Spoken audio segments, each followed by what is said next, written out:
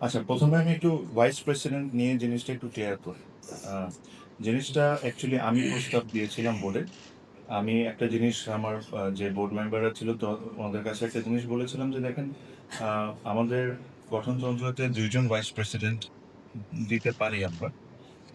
But এটাতে past এর যে এক্সপেরিয়েন্স, এটাতে অনেকের নিজেদের মধ্যে একটা আ ইগো চলে আসে বা একটা ফাইট চলে আসে। অনেকে হতে চায় যদি ইলেকশন হয়, নিজেদের মধ্যে আ অনেক সময় মিসআন্ডারস্ট্যান্ডিং হয়ে যায়। সো আমি চাই না যে এই ধরনের কোনো জিনিস হোক। আমি আ এটা প্রস্তাব দিয়েছিলাম যে এখন আ একজন ভাইস প্রেসিডেন্ট যে ভবিষ্যতে আরেকজনকে যে আমরা নিব না তা না। কিন্তু এই কথাটাই আমি বোর্ডে বলে নিয়েছি যে আপাতত আমরা একজনকে নিয়ে আগাবো। যদি আমাদের প্রয়োজন মনে করি আর বোর্ড যদি মনে করে যে না আমাদেরকে আরেকজনকে নিয়োগ দিতে হবে, তাহলে আমরা অবশ্যই ইন ফিউচার এটা নিয়ে চিন্তা করব। বাট আপাতত বোর্ড এটাতে এগ্রি করেছে। আ তো যেহেতু উনারা এগ্রি করেছেন আমরা আর এখানে ফাহিম সিনহাকে সবাই একসাথে মিলে আমরা এটা এগ্রি করেছি। সো এই কারণে ফাহিম সিনহা। সেকেন্ড যে কোয়েশ্চেন এর কথাটা আপনি বলেছেন অবশ্যই যে অনেকে অনেক ধরনের ট্যাগ দিচ্ছে। আ এটা অবশ্যই তাদের ব্যক্তিগত ওপিনিয়ন। দেখি আ বাপের দোয়া থেকে ক্রিকেটের দোয়া করতে পারি কি পারি না ভবিষ্যতে। হাই পারফরম্যান্স সেন্টার কথাটা বলি তো অবশ্যই এটা আমার probably the biggest dream that I have. আ এটা নিয়ে ছোট যদি আপডেট দিই, আ আ বেশ কয়েক বছর আগে পপুলাস নামের একটা কোম্পানি এটাকে ডিজাইন করা হয়েছিল স্টেডিয়াম সহ হাই পারফরম্যান্স সেন্টার। আমি আ যখন যখন দায়িত্ব পাই তখন আমি ডিজাইনটা দেখি। ডিজাইনটা আমার কাছে খুব বেশি পছন্দ হয়নি। তো আমরা একটা বড় অ্যামাউন্ট অফ মানি তাদেরকে পে করেছি। আ আরো কিছু পেমেন্ট পেন্ডিং ও আছে। তো তাদের সাথে আমি ফাহিম ভাই ছিলেন, সিইও ছিলেন। তাদের সাথে আমি একটা জুম মিটিং এ অলরেডি বসেছি। আমি বসে বলেছি যে, উনাদেরকে ইনভাইট করেছি। উনারা যদি বাংলাদেশে আসেন, এসে আমরা এটাকে যদি একটু রিডিজাইন করা যায়। Because the way I think or the way the dreams that I have probably doesn't fit in যেটা আমি দেখেছি।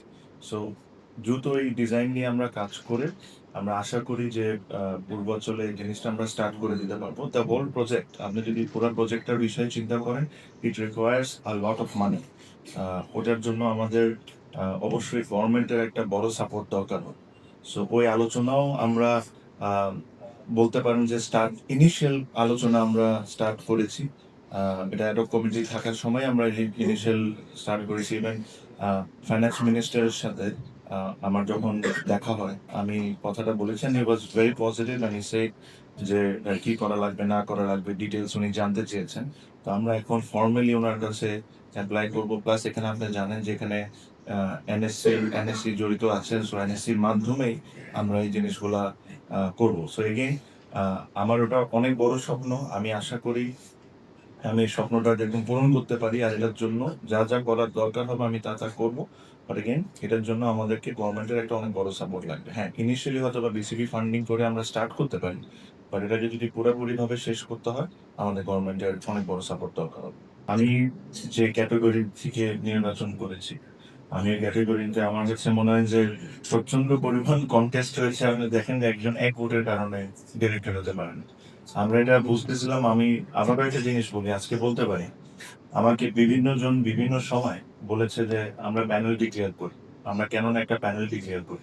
আমি যদি প্যানেলটা ডিক্লেয়ার করে দিতাম হয়তোবা এটা একদম অ্যাবসোলিউটলি ওয়ান সাইডেড হয়ে যেত। হয়তোবা এগেইন।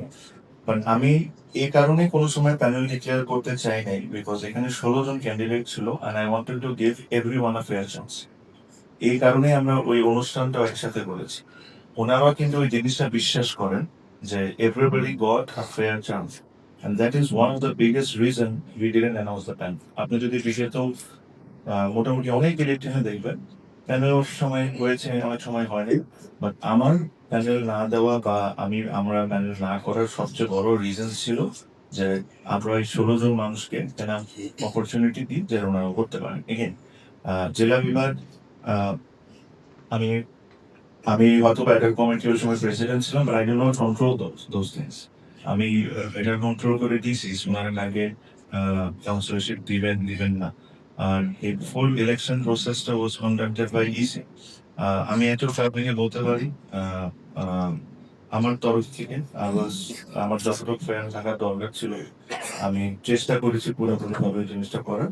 আর ইলেকশনটা ওয়াজ আমার কাছে মনে হয় ভেরি নাইস অ্যান্ড স্মুথলি হয়েছে একটা ইলেকশন টাইপ ফাইট ছিল, আই এম শিওর অথবা আপনারা আজকে অন্য জায়গা থেকে লাইভে দেখেছেন, বাট যদি আপনারা ওই জায়গায় থাকতেন আপনারা বুঝতেন যেখানে একটা টেন্স অবস্থা ছিল, যে কে জিতবে কে হারবে, সবাই টেন্সের অবস্থায় ছিল, যে কেউ যদি এক ভোটে পাশ করে আর মানে ইলেকশনটা কেমন হয়েছে জাস্ট তো আমার বলার দরকার নেই।